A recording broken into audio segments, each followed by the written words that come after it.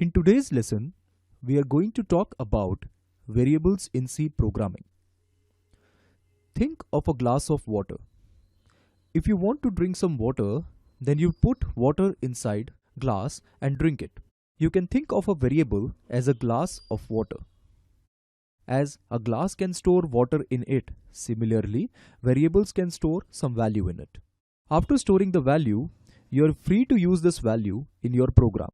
In reality, variables are simply names that points to some memory location. Thanks to the inventor of C language, who makes it easy for us to store values in memory by simply using the name of our choice.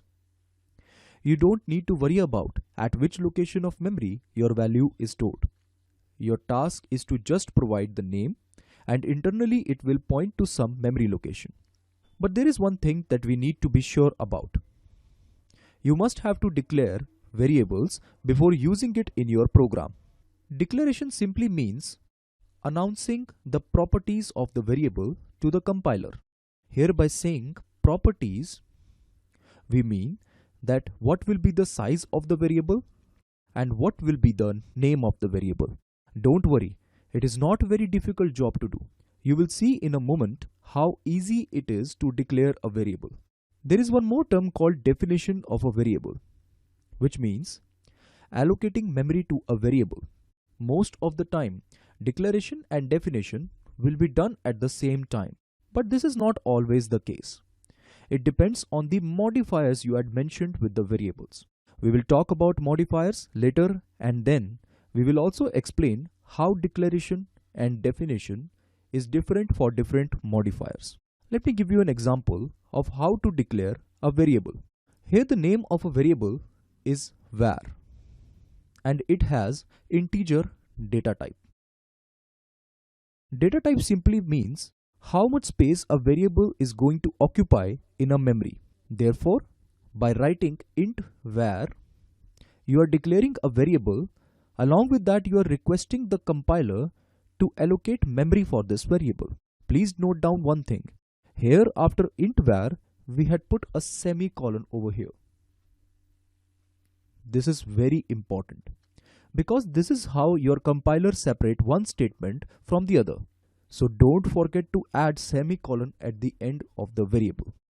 Now, memory location depends upon the type you use.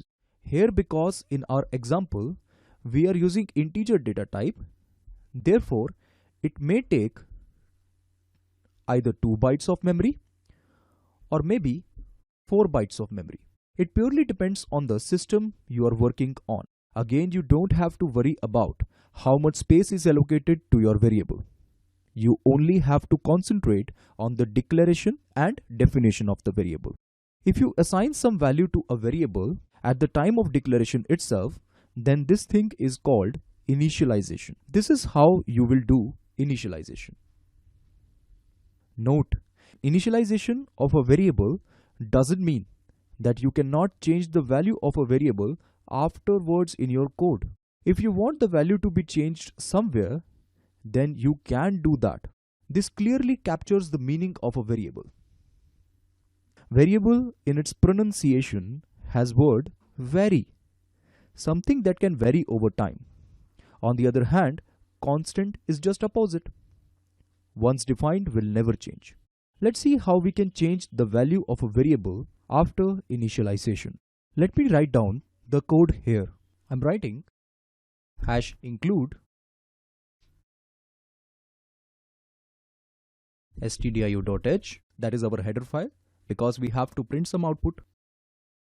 Then I'm declaring a main function. Inside this main function, I'm first declaring a variable named var.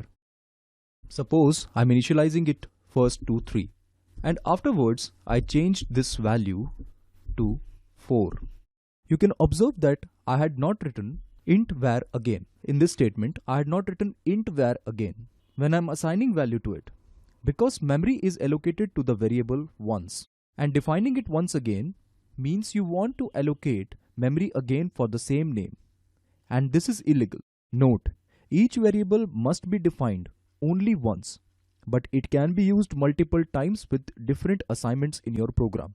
But there is one exception as well. When we study scope rules later, you will understand that same variable name can be defined in different blocks of code. You will slowly understand what does it mean. For now, it is enough to know that inside this main function, you cannot define multiple variables with the same name. Then suppose we write printf with d and we print the value of the variable. I will explain you more about that what this %d means. For now, I can only tell you that this will print the contents of the whatever is there inside this variable var. You have to put at the end returns 0. Let me save this and build and run the code. You can see the output here, which is 4. Previously, I had initialized the value to 3. Then I changed it to 4 and print it. And as expected, my output is equals to 4 without any errors. You can also assign variable to a variable instead of this constant value 3 or 4. Int var1 is equals to 3. Suppose my new variable is var1, and suppose I declare another variable var2. Then var2, suppose I initialized, or you can say I assigned value to it with the value of var1. Here you can see I'm assigning value of 3 actually, because writing the name of the variable means that I'm assigning its constant value, and I'm assigning it to variable 2. Let's print it using printf.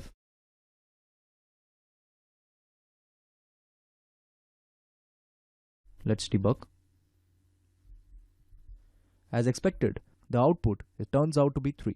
You can also assign same value to different variables in single line. As you can see, I declared and defined variables in the same line using the same data type. All these variables are of integer type. Instead of defining and declaring in different lines, it is better to write them down in a single line. Suppose I assign them value is equal to 4, all at the same line, and then I print.